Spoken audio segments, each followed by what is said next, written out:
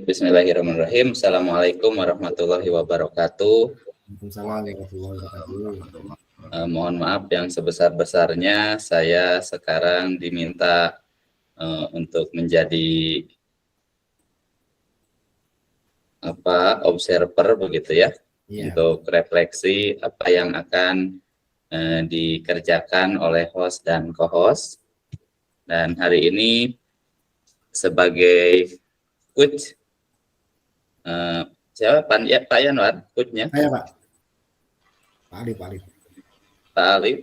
Coach, sedangkan coach adalah Pak Anwar. Pak Anwar dan saya insya Allah sebagai observer dari yang dilakukan oleh Pak Anwar.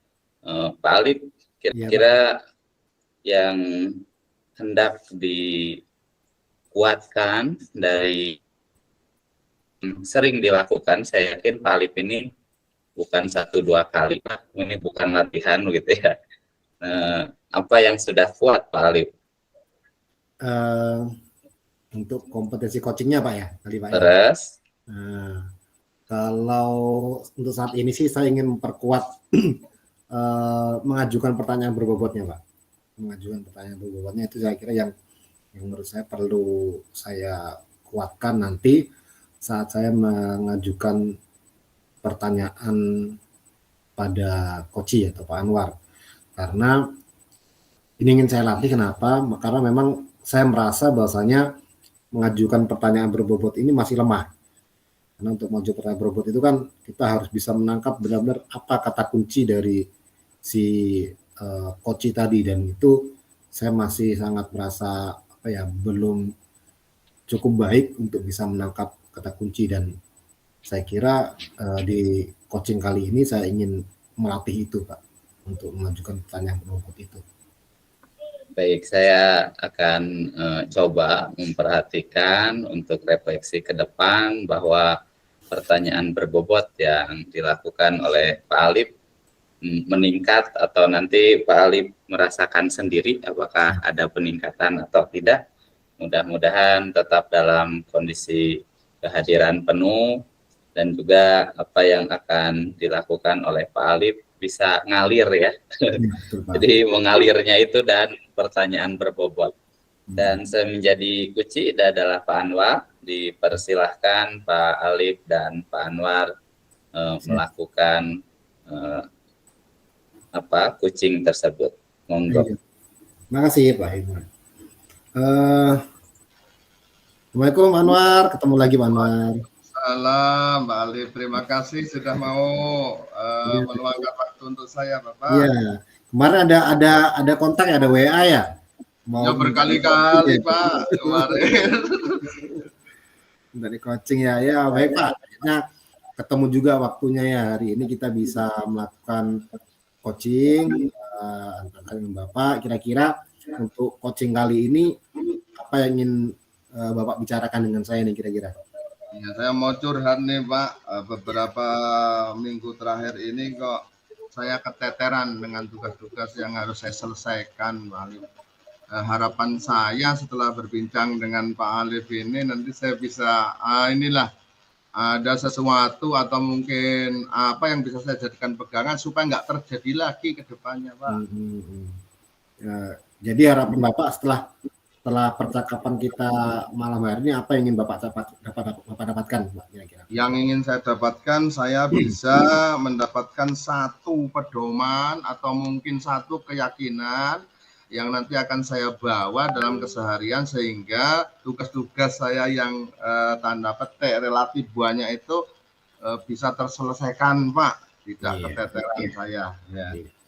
Baik Pak, mudah-mudahan nanti di akhir pembicaraan kita apa tujuan yang Bapak ingin capai bisa tercapai. Baik, kita lanjutkan Pak. Tadi Bapak mengatakan bahwasanya Bapak keteteran gitu Pak.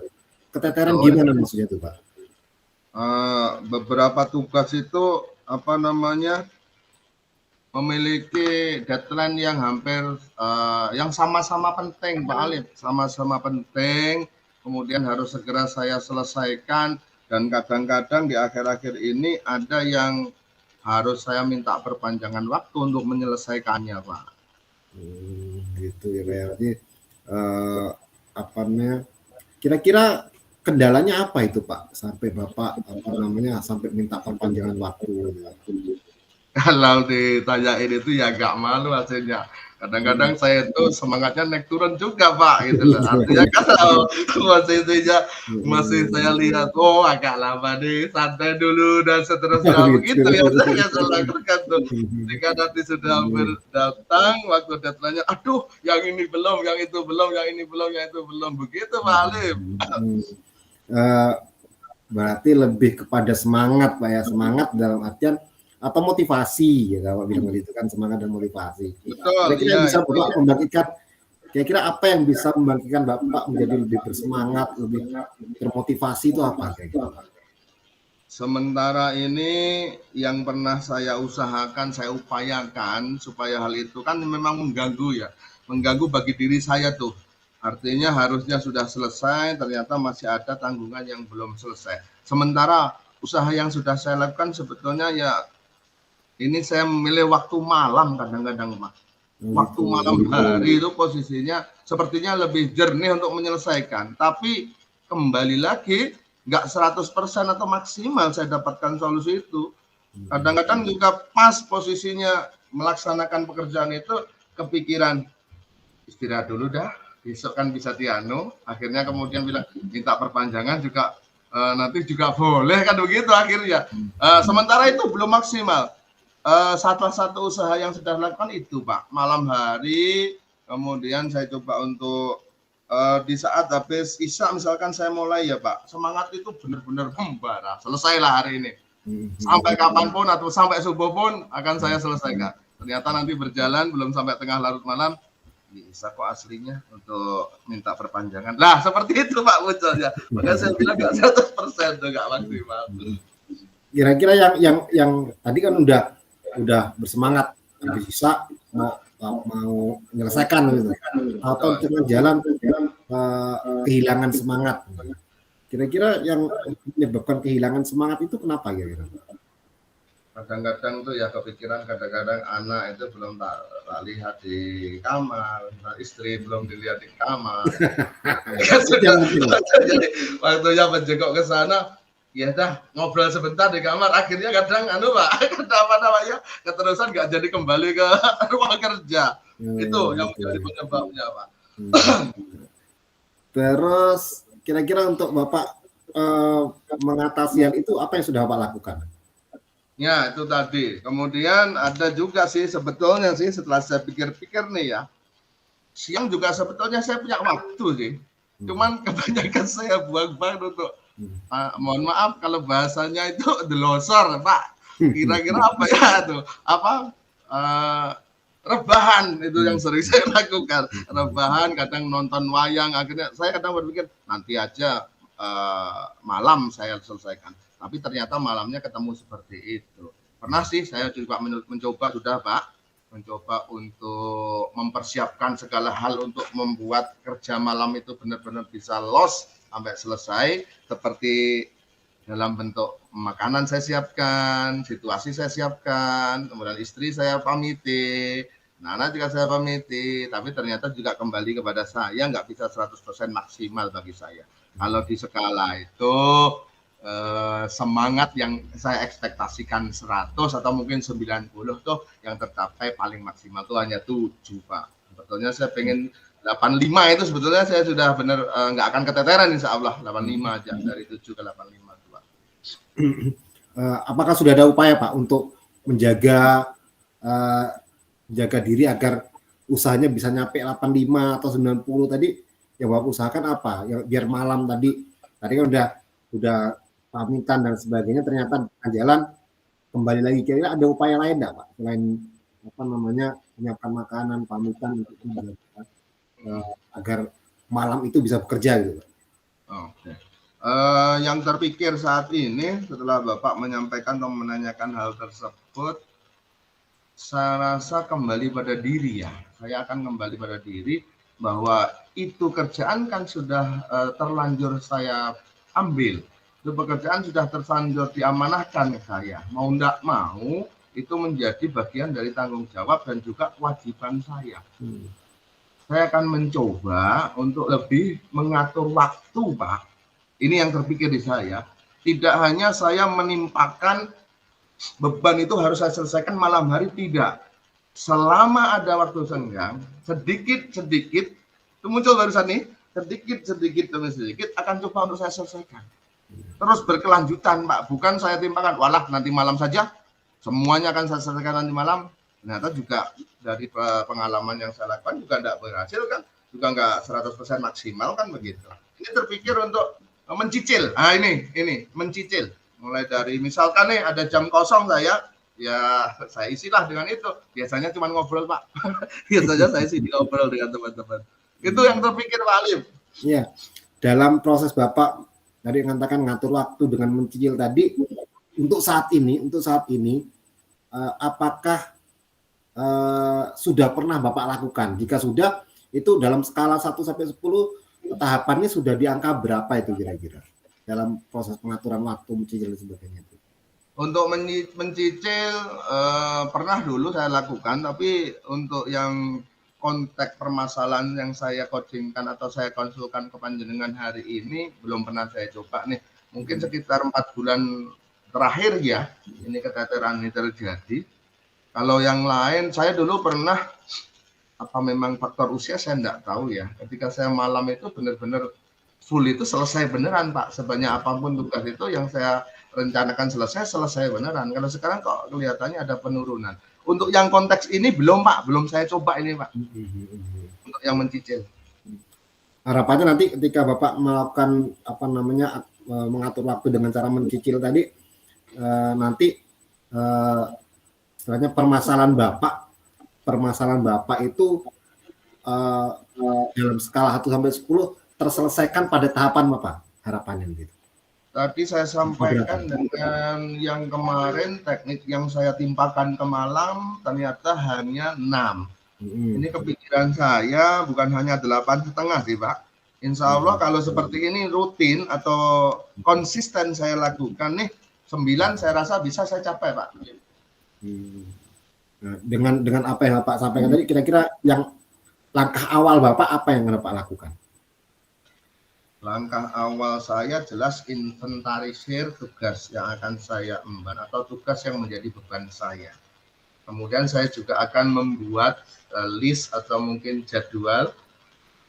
Hari Senin itu jam ke-3-4 saya kosong. Hari Selasa full. Hari Rabu saya jam pertama kedua kosong. Hari Kamis, hari Jumat jam ke-4 dan 5, jam ke-3 dan 4 kosong. Itu Pak, setelah saya comparekan nanti dengan apa tugas yang harus saya selesaikan, berarti saya harus mempersiapkan data-data yang bisa saya selesaikan di sekolahan sambil menunggu jam kosong. Tidak lagi saya bentuk ngobrol dengan teman-teman, tetapi akan saya coba. Saya cicil pekerjaan saya sehingga nanti bisa. Ini persiapan yang harus saya lakukan seperti itu, Pak Ali. Iya. Berarti sudah mulai ada gambaran Pak ya, kira-kira apa yang akan dilakukan. Kira-kira dari apa yang ingin Bapak lakukan tadi, harapannya seperti apa kira-kira? Harapannya kembali kepada yang saya sampaikan di awal. Pasti karena tadi saya ingin tidak keteteran lagi. Nih harapan saya kalau sudah persiapan saya lakukan, mencicil ini bisa saya lakukan secara konsisten dan rutin. Harapan saya nggak keteteran lagi, Pak, untuk kelanjutannya. Saya bisa menyelesaikan apa yang sudah saya berani ambil sebagai amanah, Pak. Oke, baik Pak. Saya kira sudah ada rencana yang akan Bapak lakukan. Nanti pada pertemuan berikutnya saya berharap Bapak ingin dengar cerita Bapak lah. Gitu, nanti. Ya, insya Allah Pak, segera akan saya sampaikan. Saya malu nanti kalau saya bilang keteteran terus. Saya rasa ini adalah solusi yang baik ini. Baru ketemu kepikiran ini tadi, Pak. Sebelumnya pernah dulu, tapi nggak begitu berhasil. Tapi dengan perencanaan yang baru, dibantu dengan Pak Alif tadi, kok ada ekspektasi itu. Oh ya, jelas selesai tuh, pasti selesai. Kadang-kadang Pak, yang menjadi beban saya itu mau ngerjakan sepertinya banyak kompleks, tetapi setelah saya lakukan selesai juga nih satu. Saya rasa ini nyambung tuh dengan penyelesaian yang baru saya dapatkan tadi, mencicil dan mencicil. Oke Pak, gimana perasaan Bapak sekarang? Apakah sudah ada pencerahan atau bagaimana? Alhamdulillah. Solusinya sebetulnya nggak jauh sih dari saya. Tapi kalau saya pikir sendiri buntu.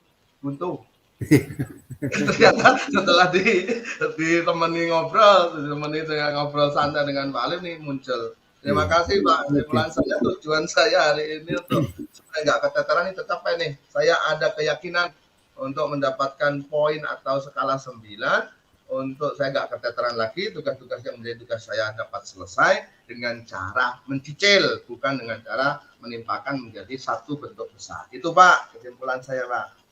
Ya, terima kasih Pak Anwar. Terima kasih Pak. Mohon maaf loh sudah mengganggu. Oh iya, apa sih saya malah banyak pengalaman saya akan saya dapat. sampaikan nanti kalau ada kendala atau mungkin capaian saya akan pasti menghubungi Bapak. Siap. Minta terus konsultasinya. Oke, itu Pak. Terima kasih.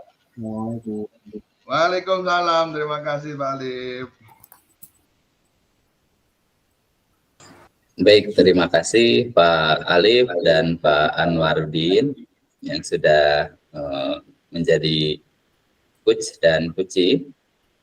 Ada beberapa hal yang saya nanti minta dari Pak Alif dan juga Pak Anwaruddin mengenai Pak Alif ya, bukan mengenai Pak Anwaruddin, karena refleksinya adalah refleksi Pak Alif dan refleksi dari Pak Anwaruddin. Sebelumnya saya melihat kalau misalnya berjalan dengan baik, memang coachee sudah lebih terbuka mungkin kepada coach, apakah karena kenal di sini begitu ya, dan yang kita ketahui seorang coach itu kan per jam Pak, bayarannya maksudnya ya, kalau sudah profesional. Tetapi yang jadi masalah kita harus menjadi coach, tetapi dalam supervisi akademik kan tanpa biaya ya. Berarti minimal atasan ya harus bisa memiliki paradigma coach kan begitu ya. Pak Alif ini sudah jadi atasan kalau tadi saya mendengar, karena tadi saya jadi penonton ya. Oke, itu. Tapi ada beberapa hal. Satu, Pak Alif belum menggali, hitungan saya belum menggali apa saja dari Pak Anwaruddin, mulai dari seberapa sering keteterannya begitu ya. Terus mulai kapan mulai keteteran itu, kalau tadi Pak Anwaruddin menyampaikan mungkin karena faktor usia atau sebelumnya saya nggak pernah keteteran ya. Sebelumnya mungkin Pak Anwaruddin saya yakin tuh 2-3 hari bisa kebut tanpa tidur dan tetap ya. Makin kesini kan makin legrek juga badan dan usia kita ya. Jam berapa? 11 sudah linglung tuh. Oke, kuatlah sehari. Tapi kan di sekolah udah cenat-cenut di belakang kepala ya, kurang tidur. Nah itu harus belum saya dapatkan penggalian dari Pak Alif mengenai keteteran itu, karena permasalahan utamanya kan tugas dan waktu nggak cukup tuh. Jadi hitungan kok minta perpanjangan waktu itu kan dari identifikasi ya dari Pak Alif dapatkan dari Pak Anwaruddin itu. Ini Bu Harsi mau ikut? Oh enggak ya? Udah cancel. Oke. Nah selanjutnya yang ketiga, masalah apa yang terjadi kalau keteteran itu belum ditanyakan Pak Alif. Karena penting untuk narik tanggung jawab dari Pak Anwaruddin. Misalnya kan sering keteteran tuh, udah masuk. Jadi ketika sering keteteran itu, mungkin Pak Alif bisa nambah pertanyaan lagi, lebih dalam. Kalau keteteran, apa yang terjadi dengan Pak Anwaruddin? Apakah jobnya makin berantakan, job deskripsinya, ataupun misalnya waktunya makin morat-marit, dan seterusnya. Nah, baru nanti apakah dengan metode yang tetap nunggu malam itu makin keteteran untuk beberapa waktu dan beberapa tugas itu, jika semakin, apa yang harus Pak Anwaruddin lakukan untuk perbaikan ke depan. Mungkin itu salah satu tambahan dari yang saya refleksikan hasil dari Pak Alif, karena sebagai coach ya, itu belum muncul yang menurut saya bisa ditanyakan lagi untuk mencari pegangan, tanggung jawab, rencana aksi dari Pak Anwaruddin itu. Baik, sekarang dari Pak Oh, Bu Harsi masuk ini kucing Bu Harsi, memang iya. Tuh ada kucingnya, Pak Alif tuh kucingnya. Yang jadi anak kucingnya Pak Anwarudin, Bu. Oh, gue nunggu di sini. Nah, gua udah keluar duluan. Monggo refleksikan secara pribadi dari Pak Alif. Ya, Dipersilakan. baik, terima kasih Pak Ima atas masukan-masukannya. Sangat tepat sekali. Memang saya belum sampai pada tahapan-tahapan ke identifikasi sana karena memang saya berusaha apa ya. Pertama, sebagai saya katakan tadi, saya mencoba untuk mengajukan pertanyaan lebih bobot dengan menangkap kata kunci. Dan memang kelemahan saya adalah menangkap kata kunci yang ada dalam penjelasan Pak Sikoci atau Pak Anwar tadi ya. Jadi kesannya jadi lebih berfokus kepada jawabannya Pak Anwar dan kata kunci yang harus saya pertanyakan kembali, dibandingkan saya berfokus kepada mengidentifikasi secara mendetail permasalahan-permasalahan dari Pak Anwar tadi. Mungkin itu kelemahan saya. Jadi cukup baik sekali Pak apa yang Bapak sampaikan. Yang jelas saya berupaya itu tadi, dan memang karena saya tidak tidak juga berpikir akan berpanjang lebar gitu. Karena memang kita berpikir pada pengalokasian waktu yang memang yang penting tirtanya tercapai. Lebih ke situ saya fokusnya akan itu, tirtanya tercapai, di mana tujuannya sudah sampaikan, identifikasi sudah ada, rencana aksi sampai tanggung jawabnya sudah ada. Fokusnya ke situ. Memang pada akhirnya kalau kita ingin pada durasi yang panjang, maka identifikasinya ini bisa sangat luas sekali memang, sebagian kata oleh Pak Hikmat tadi seperti itu. Mungkin itu sih Pak dari saya. Ya memang benar Pak, apa yang Bapak sampaikan itu harusnya memang dikorek lebih dalam lagi apa yang menjadi hal-hal yang harus dikatakanlah ditelaah lebih dalam lagi seperti itu. Ya, mungkin itu Pak dari saya. Terima kasih. Nah, saya pertanyaan sedikit untuk Pak Alif. Iya. Karena saya juga kadang sama nih. Apa yang kira-kira Pak Alif lakukan agar kita bisa menghadirkan penuh ya. Sebelum kucing itu kan kita juga banyak masalah ya. Mau ngelerai masalah orang kan kira-kira begitu ya. Kira-kira kalau waktunya oke lah, mungkin waktunya nggak tepat, tapi kan di sekolah tentunya, bukan di luar sekolah kalau supervisi akademik ya. Apa yang harus saya lakukan ataupun Pak Alif lakukan agar bisa present, menghadirkan diri kita penuh ketika melakukan coaching kepada orang lain? Kalau menurut saya sih kalau kita ingin hadir penuh ya memang tadi apa yang dikatakan Pak Anwar di awal kita tadi Pak ya, meminimalisir gangguan.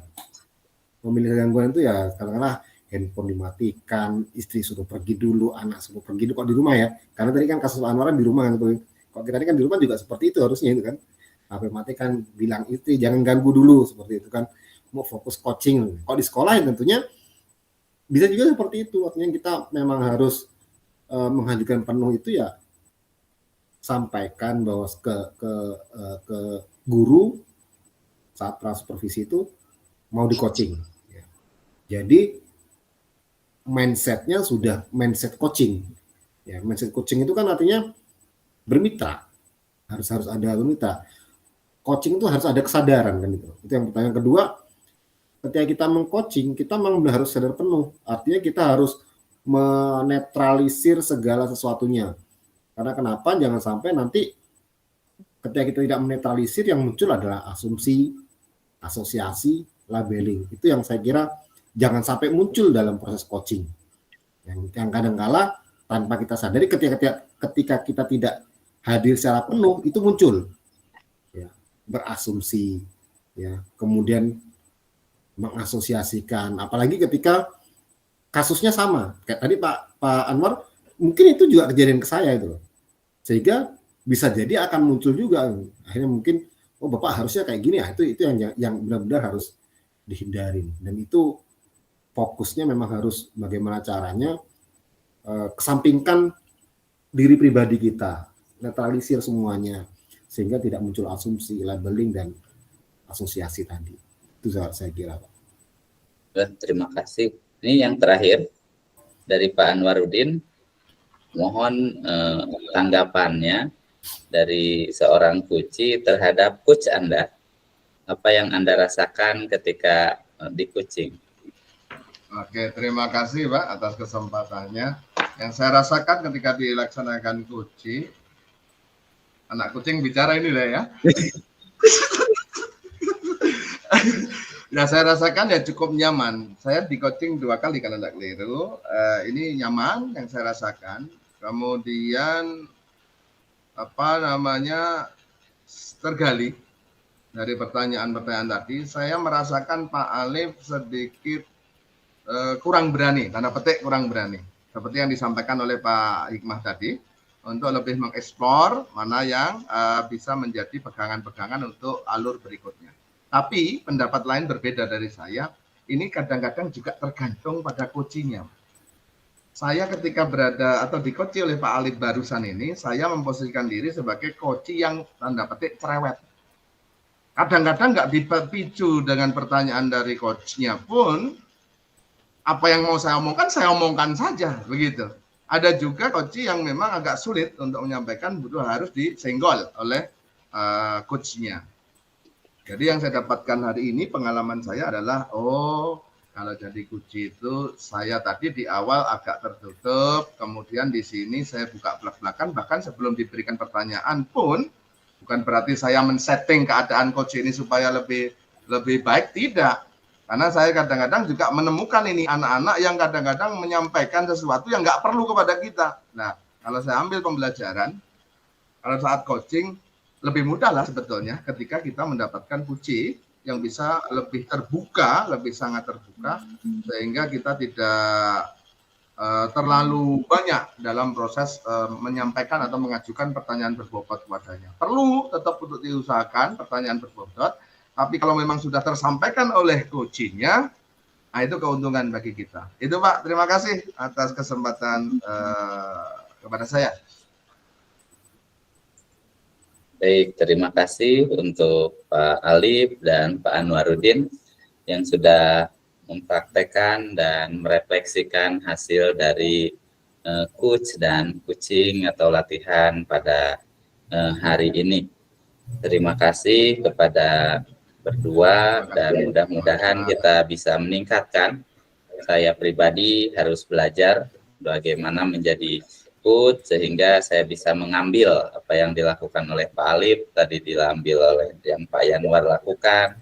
Saya comot-comot, mudah-mudahan bisa untuk diri saya juga refleksi ini perbaikan ke depannya. Itu saja, terima kasih. Assalamualaikum warahmatullahi wabarakatuh. Waalaikumsalam warahmatullahi wabarakatuh. Makasih Pak. Habis-habis lah ini diapakan Pak? Stop record. Enggak, hasil rekodnya diapakan? Diedit, dikirim. Oke, siap.